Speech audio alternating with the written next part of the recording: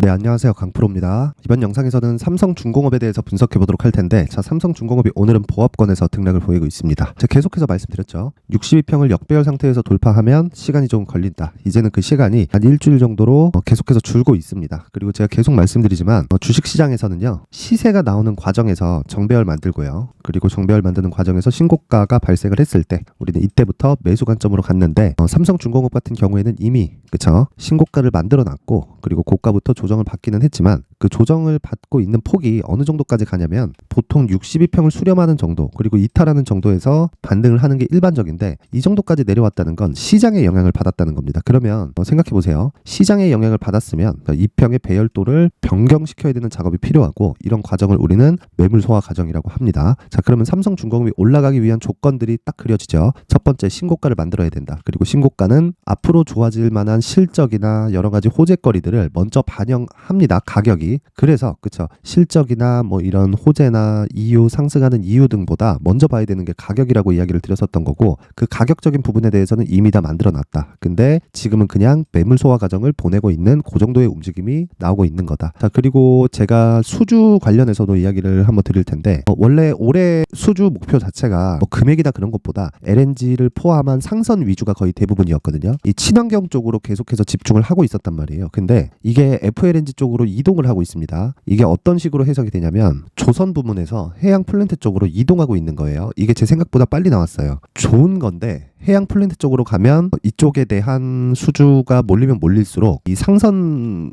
쪽이나 뭐 친환경 선박이 이쪽은요, 그쵸? 수주 물량이 줄어들어요. 그러면 이 장기 침체 구간으로 들어가는 그런 상황이 됩니다. 근데 이렇게 보시면 돼요. 배를 만드는데 하루 이틀 만에 만드는 게 아니죠. 그쵸? 한두 달 걸리는 것도 아니고 대략 한 3에서 5년 정도가 걸립니다. 자, 그러면 이제 시작이라는 거예요. 이제. 자, 그걸 제가 실적을 통해서 보여드릴게요. 자, 보세요. 여기 3분기 실적을 보면 759억. 그쵸? 이게 예상치가 550억 정도 됐었거든요. 근데 그것보다 훨씬 더 잘 나온 거죠. 예상치가 왜 이렇게 낮게 잡혔고, 또 실적도 사실상 이 과거의 적자를 봐왔었던 이런 상황을 본다면 실적 자체가 좋다고 볼 수는 없죠. 근데 지금 상황에서 그쵸, 이 700억대, 뭐 500억대, 200억대 뭐 이런 실적이 나온다는 건 의미하는 바가 굉장히 큰 게 왜 그러냐면, 과거에 있었던 적자 수주 물량에 대한 그쵸, 이런 부분을 다 털어내고서 지금 수익 그쵸, 흑자로 돌려 세웠다는 겁니다. 그만큼 지금 성과가 강하다는 거고, 이런 부분이 이어지는 게 아무리 짧아봐야 5년이다. 아무리 짧아봐야. 근데 앞에 제가 말씀드렸던 FLNG를 포함해서 그쵸, FLNG를 포함해서 앞으로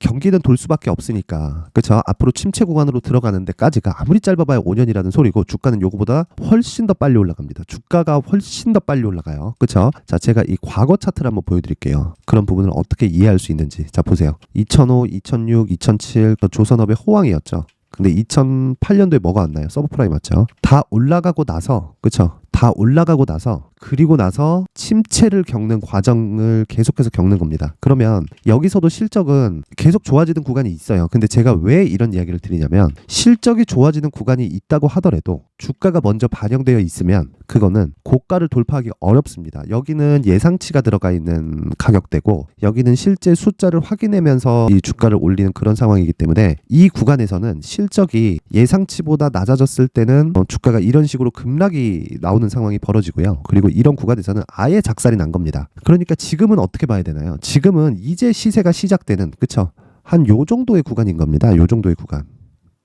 요 정도. 그쵸? 물론 이게 뭐 4만 원 이렇게까지 올라갈 거라고 저는 생각을 하는데, 그 시기는 일단 시작점은 지금부터지만 한 가지 내용만 기억하세요. 주가가 올라가는 데는요, 3개월 이상 올라가지 않습니다. 물론 그거보다 뭐 조금 더 갈 수 있고 덜 갈 수도 있는데, 맥스 3개월이고 쉬었다가 다시 가는 거예요. 그러면 우리가 어떻게 매매를 해야 될까요? 주식 투자를 할 때 단기 전략부터 시작해서 장기 전략으로 연결을 시키는데, 장기 전략의 최대 기간은 3개월이라는 거고, 3개월 동안 보유하기 위해서는 그쵸, 단기 전략부터 성공을 시켜야 됩니다. 그래서 제가 여러 가지 이야기를 드리면서 실적을 빼놓지 않고 이야기를 드리지만, 무엇보다 중요한 게 가격 전략을 세우자는 이야기를 드리는 거고, 지금은 실적이 좋아지고 있는 상황이지만 초기라는 겁니다. 초기. 그쵸? 자, 앞으로 실적이 뭐 조금씩 흔들릴 수도 있지만 우리가 생각해야 되는 건 한 가지예요. 과거의 실적을 털어내면서 지금 실적이 좋아지고 있기 때문에 지금 우리가 정말 그냥 정확하게 그냥 이것만 하나 딱 보면 된다. 신고가 이후에 나오는 시세가 본격적인 시세다. 그러니까 지금 올라가는, 그쵸? 저가부터 올라온 한 15% 정도의 시세는 그냥 일반적으로 나오는 이 반등 정도의 시세고, 정작 시세는 여기 위에부터 발생을 하는데 단기적으로 뭐 30%, 50% 이런 시세가 삼성중공업에서 터진다. 그래서 제가 지금부터 추적을 해야 된다고 이야기를 드리는 겁니다. 자, 그러기 위해서는 뭘 봐야 될까요? 얼마에 살지, 가격이 중요하죠.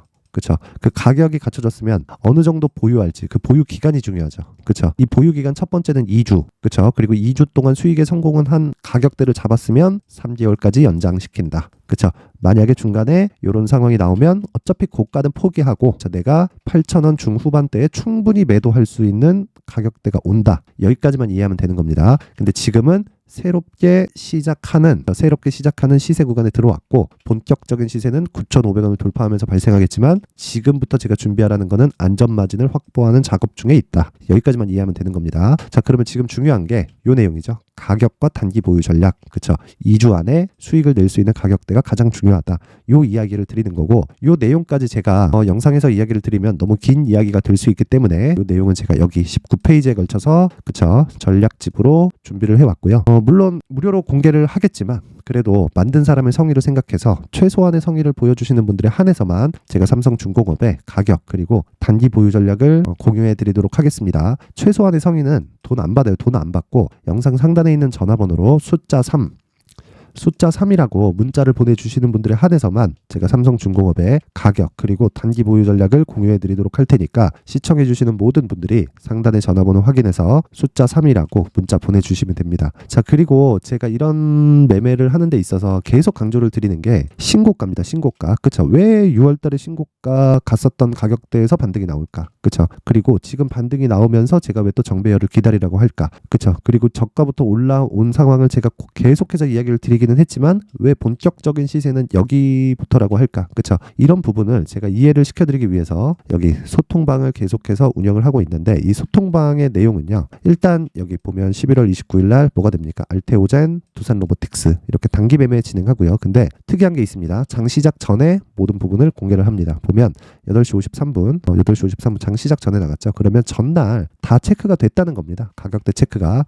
자, 상황 한번 보면 알테오젠 오늘 3%대, 그쵸? 시가 대비해서 대략 한 3%, 4% 정도의 등락 구간에 있습니다. 일단 시가 매매는 한 가지만 기억하시면 돼요. 종가에 매도한다. 그쵸? 물론 분봉의 상황을 보고, 그쵸? 분봉의 상황을 보고 내가 매도하는 경우가 있기는 하지만 그런 부분은 잘 안 나오고요. 그리고 제가 그런 부분이 있을 때는 계속해서 이 내용에 대한 부분을 업데이트를 시켜줍니다. 그리고 두산로보틱스. 자, 두산로보틱스는 신규 상장주인데, 자, 오늘 내용 보면요, 이런 상황입니다. 지금 11%대 강세를 보이고 있죠. 근데 여기서 한 가지 특징적인 내용이 있어요. 신규 상장주도 그렇고요. 그리고 알테오젠 같은 경우에도 그렇고 뭐가 보입니까? 신고가 종목이다. 그쵸? 신고가에 대해서는 계속해서 강조를 해도 부족합니다. 왜? 주가는 무조건 돌파하는 과정에서 이 수익이 발생하기 때문에 무조건 신고가 구간에 내가 공략하는 걸 원칙으로 삼으세요. 이 부분 잊지 마시고. 그리고 뭐 밑에 내용 보면 여러 가지 내용이 보이는데, 오늘 같은 경우에 자 11월 29일 보이죠? 어저께 제가 매매한 내용인데 이 내용입니다. 자, 리노공업, 그쵸? 리노공업을 매매했다는 내용이고, 자, 요거를 더 보여드릴게요. 이렇게 보면 되는데, 자, 여기 리노공업 AD테크놀로지 현재 15% 수익 구간. AD테크놀로지는 지난 목요일 날 들어간 거고, 리노공업은 어저께 매수가 들어간 겁니다. 근데 리노공업도 오늘, 그쵸? 강세. 제가 장중에 매매하는 건, 그쵸? 장 시작 전은 단타 종목을 드리는 거고, 장중에 매매를 하는 건 한 가지입니다. 한 가지 스윙. 아까 전에 말씀드렸던 단기 매매 전략. 그쵸? 근데 이런 종목도 신고가 구간에만 매매를 한다. 자, 그리고 쭉 올려서 보면 이런 내용이 있습니다. 지난 목요일 날 내용을 한번 보여드릴게요. 제가 여러 가지 리노공업에 대해서는, 그쵸? 조정 구간에 쓸어 담아야 된다. 계속 있죠? 왜? 반도체니까. 그쵸? 쭉 보면, 자, 두산로보틱스 11월 28일 어저께 이야기를 한 내용이죠. 두산로보틱스 요건 오타고요. 두산로보틱스 아침에 흔드는데 끝난 시세 아니다. 그쵸? 그래서 오늘 공략한 내용 아까 보여드렸죠. 에코프로 머티리얼즈도 마찬가지죠. 어저께 딱 조정 받을 때 급등한 종목의 고가 변동성은 원래 크다. 원래 큰데 보유자들은 보유하되 11만 이하에서 매수 환경 만들어 놓자. 아직 끝난 거 아닙니다. 그쵸? 오늘 에코프로 머티리얼즈가 또 8% 강세를 보입니다. 이런 부분을 이해를 해야 된다는 거예요. 왜? 신고가니까. 그쵸? 쭉 보면 이거는 어저께 그 시가에 나갔었던 종목이고, 자 봅시다. AD 테크놀로지. 그쵸? AD 테크놀로지가 뭐 지금 보합권입니다. 근데 자 요걸 제가 언제 들어갔냐? 지난주에 들어갔어요. 23일 날인가 그럴 거예요. 쭉 올려서 보면 이런 내용인데 볼게요. 자 여기 있네요. 여기 AD 테크놀로지. 그쵸? 여기 오전 11시 29분. 자 장중이죠. 23일 AD 테크놀로지 26,600원인데 26,700원을 올려서 매수하세요. 그쵸? 그냥 무조건 사라는 소리죠. 뭐 가격 기다리지 말고. 근데 AD 테크놀로지 내용 보면 지금 3만원을 넘나드는 거래 구간에 왔습니다. 그리고 이날 24일 금요일날 7% 상승, 월요일날 그쵸? 7%에서 8% 뭐 이렇게 등락을 보이는 이런 상황. 이런 상황은 제가 반도체 관련주들에 대한 내용을 다른 영상에다 올려놨으니까 그 부분 참고하시면 되고요. 무엇보다 한 가지 생각하셔야 될 건 내년까지, 그쵸? 내년까지 강세를 보일 수 있는 섹터. 그게 조선 포함되고요. 반도체 당연히 포함되고요. 그리고 제약주 포함되고요. 그리고 게임 여기까지입니다. 여기까지에 집중을 해야 된다. 그래서 오늘 같은 경우에도 로봇을 포함해서 제약 종목이 나간 게 그것 때문이고요. 그리고 제가 반도체를 스윙급으로 진행을 시키면서 3개월 동안 보유하는 장기 투자 관점으로 보고 있는 것도 그것 때문이다. 근데 반도체 관련돼서는 제가 다른 영상에 그쵸? 삼성전자 하이닉스 영상에 남겨놨으니까 그 부분 참고하시면 되고, 무엇보다 중요한 건 가격적인 부분의 체크 그리고 신고가에 대한 이해 여기까지입니다. 자 그래서 여기 내가 매매하는 가격대나 그런 거 잘 모르겠다 하시는 분들은요. 여기 소통방에 들어오시면 되고요. 무료로 진행합니다. 대신에 제가 딱 1000분까지만 받도록 할 테니까 상단에 있는 전화번호로 참여라고 문자를 보내주시면 됩니다. 뭐 저한테는 뭐 파이팅 한다는 뭐 그런 의미니까 뭐 그런 거 생각하시면 되고, 그냥 참여라고 문자를 보내주시면 제가 여기 한 분 한 분 확인해가지고 입장 링크를 공유해드리도록 하겠습니다. 제가 확인하는 대로 다 보내드릴 테니까 여기 신고가 매매에 대해서 이해를 하고 단기적으로도 그렇고 그쵸? 제 기준상 단기는 2주 그리고 장기는 3개월입니다. 3개월. 이 기간 안에, 그쵸? 이 기간 안에 내가 수익을 한번 내보고 싶다 하시는 분들은 참여라고 상단의 전화번호로 문자 보내주시면 됩니다. 자, 항상 시청해주셔서 감사드리고요. 일단 중요한 건 가격대고, 그리고 삼성중공업 이제 시세 시작입니다. 그 부분 잊지 마시고, 뭐 중간중간 뭐 외국인 매도도 나오고 기간 매도도 나오고 이런 구간이 있을 거예요. 근데 그런 거 싹 다 무시하시고, 제가 영상을 거의 매일매일 올려드리고 있으니까 뭐 그 부분 참고하시면 됩니다. 그리고 신고가 종목 꼭 매매해야 됩니다.